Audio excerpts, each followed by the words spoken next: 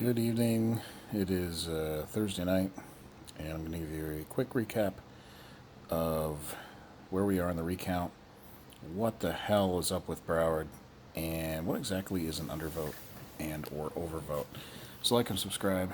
So here's a quick recap. So there are 67 counties in Florida, and even though it was reported that Broward got their vote recounted, and theoretically they did, with 12 minutes to spare, they couldn't figure out how to hit the send button and upload the file.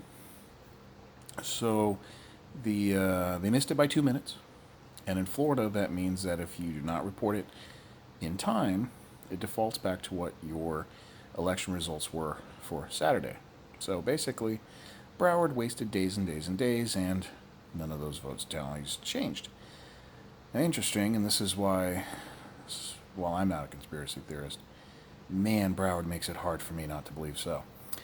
Their final vote was 2,000 votes, approximately less than what they had counted for the Saturday. And the Republican candidates all tended to lose about 650 to 700 votes, while the Democratic candidates all tended to lose about 1,250 to 1,300 votes. So essentially, these were about 700 net gain for the Republican. So because they were 2 minutes late, they went back to the Saturday numbers. And so while this isn't a big deal for Rick Scott, who's ahead, or Ron DeSantis, who is officially the governor at this point, unless Andrew Gillum wants to pay for a very expensive recount procedure. For Matt Caldwell, the agriculture candidate, instead of being down by about 4,700 votes, he's still down by 5,400 votes. And going into the day, he was down by about 5,400 votes. He only picked up about 20 votes. So this is a significant screw up. And the fact that Matt Caldwell is also suing in court because there were approximately 14,000 votes that were earlier absentee that were counted after the 7:30 election night deadline. If those 14,000 votes are thrown out, assuming it's still the 2 Democrat to 1 Republican ratio, that 700 votes could be enough to actually give him a temporary lead in the recount.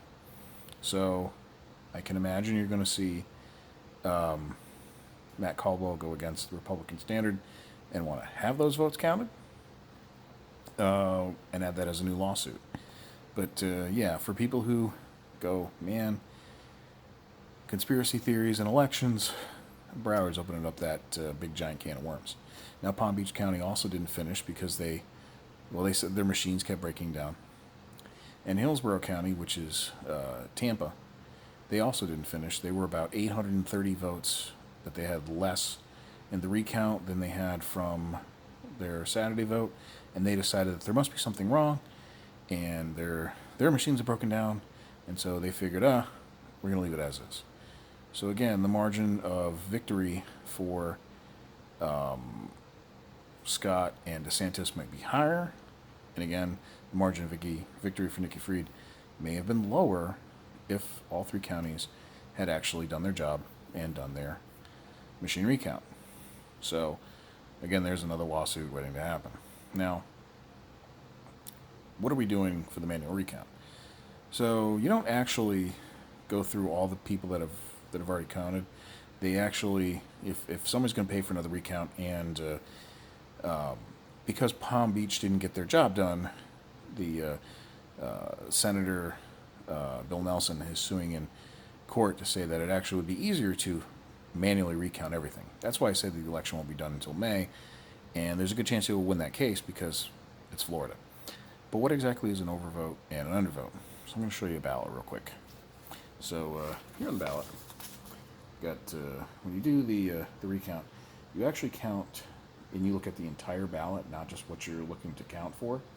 So a traditional undervote would be, and I've got 6 elections up here: favorite color of the flag, favorite way to spell to, least favorite beetle, favorite Disney World Park, do you love Howard Stern, and favorite Manning.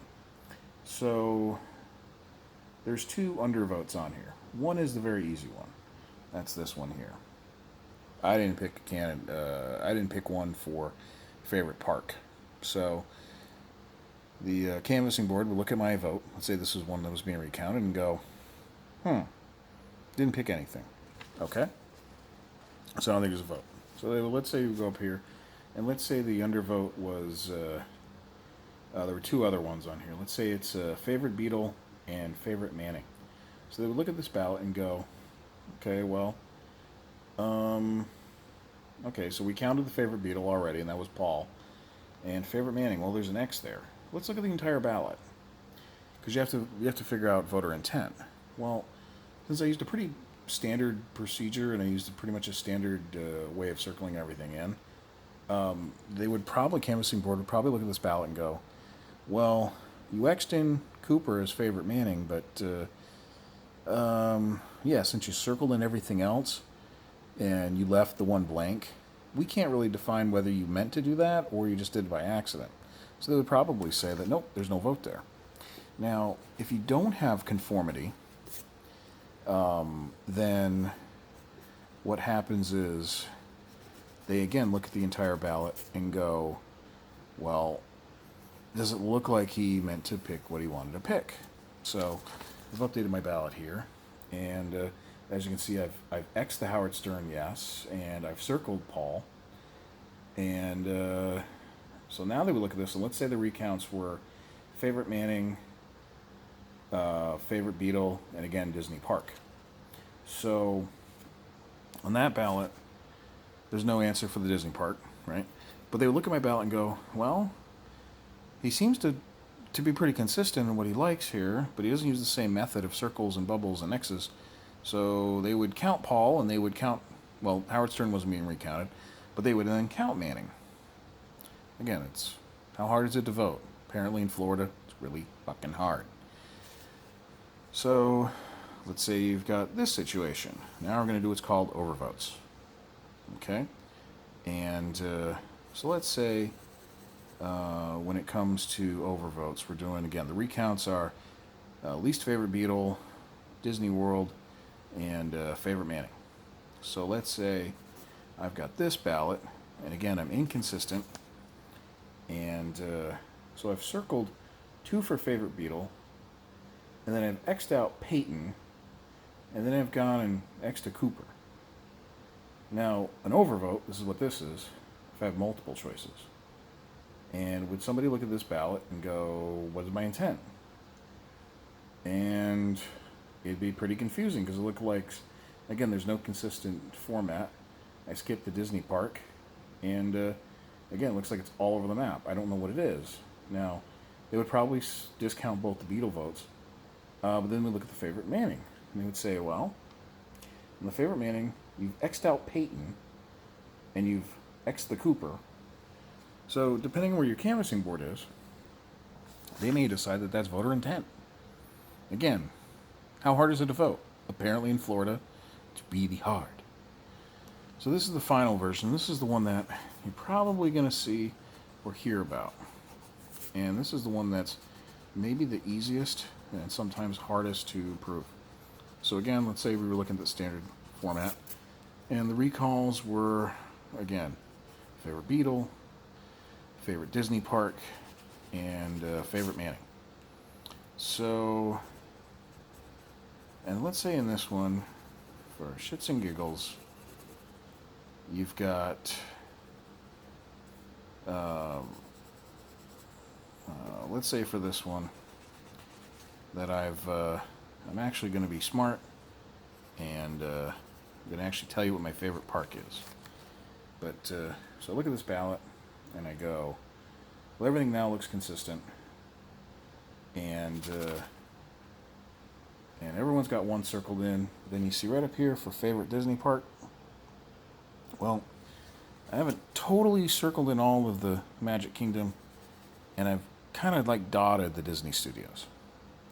So then again, the canvassing board would have to go through and go, well, did his pencil just kind of hit the Disney studio, or was the intent really for both of them and they didn't fill in the Disney studio, or because the Magic Kingdom is like 85% clicked, is that?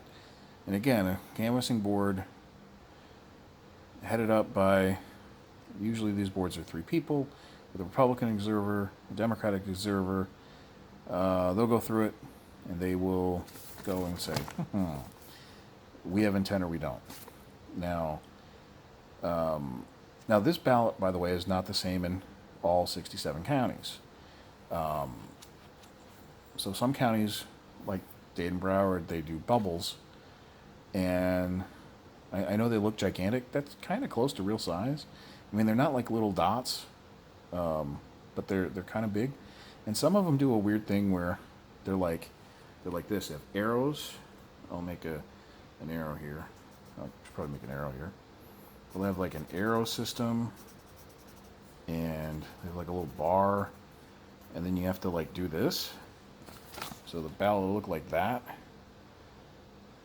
And yeah, like let's say it's not all the way connected. Does that count as a vote? Or if it's dashed, does it count? Or again, how hard is it to vote in Broward? Apparently it's really tough.